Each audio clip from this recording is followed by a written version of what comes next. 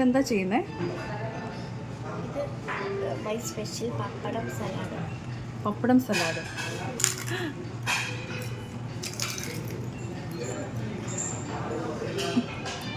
എടുത്തിട്ട് ഇങ്ങനെ പൊട്ടിച്ചിട്ട് ഇത് ഇതാണ്.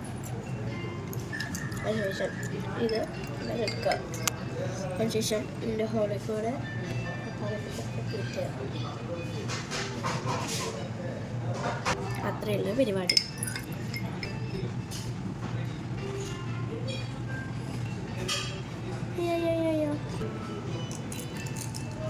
ഒരു പപ്പടം ചോദിച്ചപ്പോൾ കുറേ പപ്പടം തോന്നും. അപ്പം ഞാനിങ്ങനെ